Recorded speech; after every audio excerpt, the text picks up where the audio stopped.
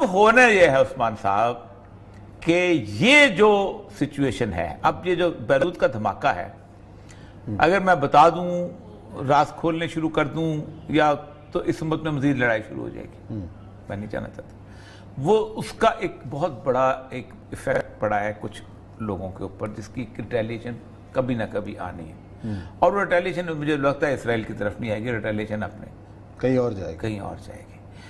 یہ پیش بندیاں جو ہو رہی ہیں، یہ بیسیکلی پیش بندیاں کوئی نہیں ہو رہی.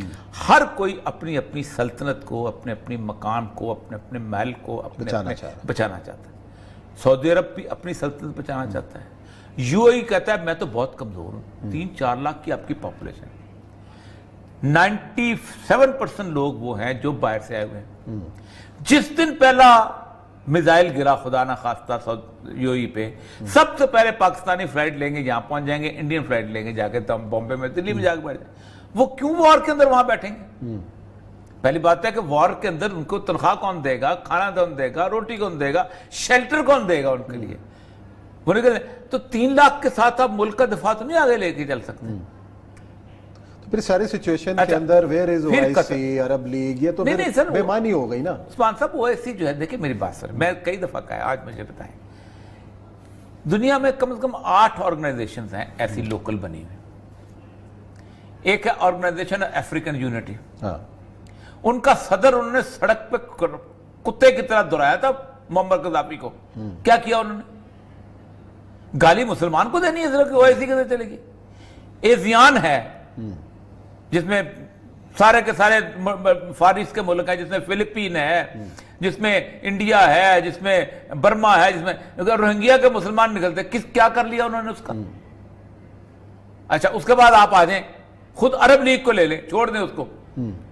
کیا کر لیا عرب لیگ کے اندر؟ یہ ساری کی ساری جب شام کے اندر چل رہی تھی، یہ باقی چیزیں ہو رہی تھی، کچھ بھی نہیں. یعنی مجھے کوئی یونائٹڈ نیشنز جب 48-5 میں بنی ہے، اس کا مینڈیٹ یہ تھا کہ ہم اس دنیا کے اندر جنگ کو روکیں گے. سیکنڈ ورلڈ وار کے بعد بڑی جنگ تو نہیں ہوئی، لیکن چھوٹی جنگ میں اتنے بندے مر چکے ہیں چھوٹی جنگوں میں کہ سیکنڈ ورلڈ وار سے بھی زیادہ مر چکے ہیں. صحیح. آپ نے ویتنام وار کو روکا، آپ نے فلپین کے اندر ان کو داخلے کو روکا، آپ نے چانگ کا شیک والی لڑائی کو روکا، آپ نے انگولا کی لڑائی کو روکا، آپ نے وہ جو کیا نام افغانستان کی لڑائی کو روکا. عراق میں تو اس نے کھڑے ہو کے کولن پاول نے کہا تھا جہنم میں گئی یونائٹڈ نیشن، ہم خود جا رہے ہیں، وی آر کیپیبل آف انف، ہم رجیم چینج کرنے کے لیے جا رہے ہیں. آپ کا اقوام متحدہ کا رکن تھا صدام حسین. صحیح. تو اصل مسئلہ ہے کہ یہ جو ہمارا سیکولر طبقہ کھڑا تھا، کدھر ہے او آئی سی؟ تو بھائی کدھر ہے یونائٹڈ نیشنز؟ گالی دیتے they are debating clubs. کچھ بھی نہیں. صرف اس وقت کوئی ملک آگے بڑھتا ہے، وہ الائنس آگے بڑھتا ہے جس کی 2 بنیادوں کے اوپر اتحاد ہو. Number 1، they have the same military bondages. NATO آگے بڑھا تھا. نیٹو جہاں چاہا اس نے اپنے آپ کو ثابت کیا کہ ہم کھڑے ہیں. وارسا ایک ہوتا تھا، وہ آگے بڑھا تھا رشیا کا، انہوں نے نہیں چیکوسلوواکیا کے بھی کھڑے ہو گئے تھے اور یوگوسلاویا میں بھی کھڑے ہو گئے تھے. ٹھیک. یا اکنامک کرنسی ایک ہوئی تھی پورے یورپ کی، تو تب آگے بڑھے تھے پورے یورپ میں. تو یہ او آئی سی سر کوئی نہیں ہے. یہ سیکولرز کے نعرے ہیں، کدھر ہے او آئی سی؟ اور بھائی باقی کدھر ہے؟ سارک کتنا بڑا ادارہ ہے، چھوڑ دو، لعنت بھیجو او آئی سی پہ، لعنت بھیجو مسلم امہ پہ، لعنت بھیجو سب پہ. سارک ہے نا، کشمیر آزاد کرا کے دکھاؤ سارک سے. نیپال کا وہ جو علاقہ جو ہے کیا نام ہے کالا پانی، وہ لے کے دکھاؤ انڈیا سے. اتنی بڑی آرگنائزیشن، ایک زبان، ایک کلچر، ایک تہذیب، ایک گنگا جمنا، ایک فلاں دھرتی، ایک فلاں، ایک ٹیگور، ایک لتا منگیشکر، ایک فلانا، ایک گانے کو تو ہر کو تیز ہے. کتنے عرصے سے بنی ہوئی سارک؟ سری لنکا کے ٹیمل کے اندر انڈیا کا انفلوئنس ختم نہیں کرا سکے. فوج گئی ہیں اور جا کے انہوں نے مارا ہے اور قتل کیا. پاکستان کی آرمی گئی ہے وہاں جا کے، تب وہاں سے انڈیا نکلا وہاں سے. ایسے کھڑے ہو کر ہر بندہ گالی دیتا او آئی سی کدھر ہے بھائی؟ اور بھائی سارک کو ٹھیک کرو. چلو ہم کہتے ہیں ہم کچھ نہیں ہے بھائی، مسلم امہ لڑتی ہے، اور تم انڈیا کا جو ایک گنگا جمنا تہذیب کو تو دیکھ لو. ناظرین، آج یو اے ای اور اسرائیل کے درمیان باقاعدہ کمرشل پروازوں کا آغاز ہو گیا، اور آج پہلی پرواز تل ابیب سے ابوظہبی اتری ہے. اور یہ خیال کیا جا رہا ہے کہ جلد ہی مزید 3 ملک بحرین، عمان اور سوڈان بھی اسرائیل کے ساتھ اپنے تعلقات، سفارتی تعلقات بحالی کا اعلان کر دیں گے. جی، اور یہ صاحب پہلے تو اس کو ہم کتنا یہ امپورٹنٹ واقعہ ہے اس خطے کے لیے کہ جو یہ ڈیولپمنٹ ہوئی ہے؟ دیکھیں ہم بہت عرصے سے اس بات پہ گفتگو کرتے چلے آ رہے ہیں کہ اب اس پورا کا پورا جو مسلم ریجن ہے یہ اب تقسیم ہونے جا رہا ہے دو لائنز کے اوپر، اور وہ دو لائنز جو ہیں وہ پرو امریکا اینٹی امریکا یا پرو ایران اینٹی ایران، امریکہ اینڈ چائنا۔ چائنا اب اس میں اس سچویشن میں اس طرح کا نہیں ہے، ابھی تک نہیں پہنچا۔ چائنا دیکھیں، چائنا کی آپ کبھی دیکھیں نا وہ جو بیلٹ ہے انہوں نے مشرق وسطیٰ کو بیچ میں سے غائب کیا ہوا ہے۔ ان کے لیے امپورٹنٹ نہیں ہے؟ نہیں، ان کو پتا تھا اچھا کہ ہم باٹل، سر آپ کو پتا ہو کہ ایک جگہ بم دھماکے ہو رہے ہیں، ایک جگہ جلوس نکل رہے ہیں، تو آپ کہیں گے نہیں یار ذرا اوپر رنگ روڈ سے جاؤ، شہر کے اندر سے نہ جاؤ۔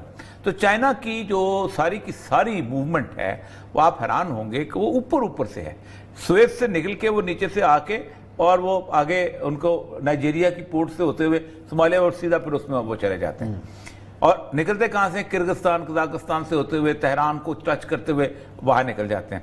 یہاں سے وہ بحیرہ عرب سے گوادر سے نیچے، انہوں نے یہ جو اسٹیٹ آف ہرمز ہے، یہ خلیج فارس ہے، اس کو ٹچ ہی نہیں کیا، ان کا جائے، کیونکہ چائنا نے گزشتہ طویل عرصے کے ساتھ اپنے سارے آئل کے جو ایگریمنٹ کیے ہیں وہ افریقہ کے ساتھ کیے ہیں۔ سعودی عرب نے شامل ہونے کی کوشش کی، ایران نے ابھی شامل ہونے کی کوشش کی، ہو گیا ہے بلکہ کسی نہ کسی حد تک۔ تو اصل مسئلہ یہ ہے سر عثمان صاحب کہ بنیادی طور پر یہ ایک جنگ جو تھی گزشتہ تقریباً 7-8 سال سے یہ میدان جنگ بنا ہوا تھا۔ بولنا چاہیے سچ، اور بولنا چاہیے کھرا اگر آپ نے مسئلے کو حل کرنا ہے۔ 1400 سال کی تاریخ میں کبھی بھی بنیادی طور پر امت مسلمہ آپس میں لڑ کے اتنا نہیں قتل غارت ہوئی جتنی ان 7-8 سالوں میں ہوئی۔ جنگ جمل اور جنگ صفین میں چند 1,80,000 اس کے بعد کبھی شیعہ سنی لڑائی اس طرح کی نہیں ہوئی۔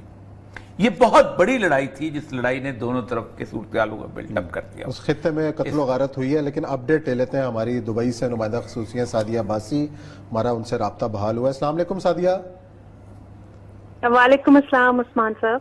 سعدیہ، میں یہ پوچھ رہا تھا کہ جو آج یہ جو ڈیولپمنٹ ہوئی ہے یو اے ای اور اسرائیل کے درمیان، خاص طور پر جو یو اے ای کا جو پریس ہے اور میڈیا ہے، اس نے اس کو کس طریقے سے لیا ہے اور اس کو کتنی بڑی کامیابی قرار دیا جا رہا ہے، اور کیا اطلاعات ہیں کہ مزید خطے کے کئی ملک بھی اس ڈیولپمنٹ کے اندر شامل ہونے والے ہیں یو اے ای کے ساتھ؟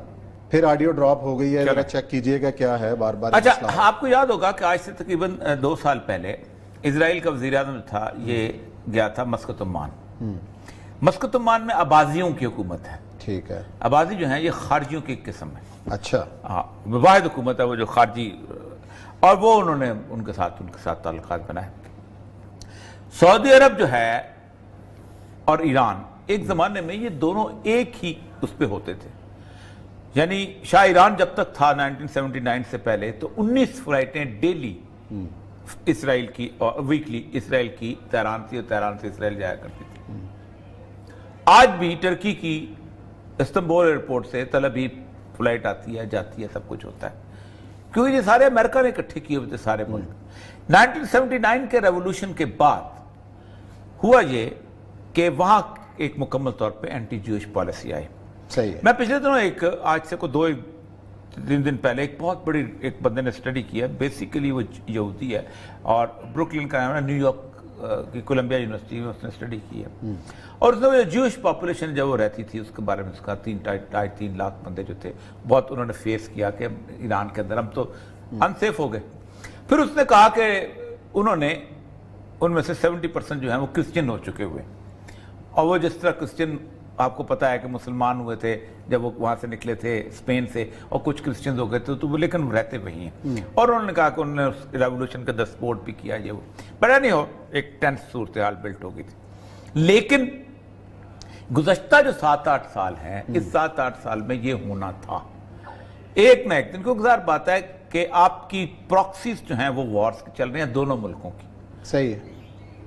اب 2 سال پہلے وہ گیا تھا نیتن یاہو یہاں پر، کہ آپ، اور کہاں سے گیا تھا؟ سعودی عرب کی ایئر سپیس کو استعمال کر کے گیا تھا، لیکن چونکہ وہ پرمیشن دی گئی تھی 1 ٹائم ٹو دا پرسن، اس لیے ابھی ہوا یہ تھا کہ اس سارے سینیریو کے اندر جس وقت ان کی قطر کے ساتھ لڑائی شروع ہوئی ہے، اور قطر کی لڑائی بنیادی طور پہ اس کے ساتھ تھی یو اے ای کے ساتھ، اور پرنس محمد وغیرہ نے اس کے قطر کے تختہ الٹنے کی کوشش کی اور وہ پکڑا گیا، اور پھر انہوں نے سوچا کہ یہ تو ہمارے خلاف بہت بڑی سازش ہو گئی ہے، تو قطر نے ایک بلاک بنایا ترکی کے ساتھ، اور ترکی کی اپنی ایک سچویشن ایسی ہے کہ ٹرکی ایران کے ساتھ بھی نہیں چل پڑتا. تو یہ ایسی بیسیکلی 1920 میں عثمان صاحب جو امت کو تقسیم کیا گیا تھا نیشن سٹیٹس کے حساب سے، یہ ایران ہے، یہ عراق ہے، یہ سارے اس کی جنگ لڑ رہے ہیں. صحیح ہے.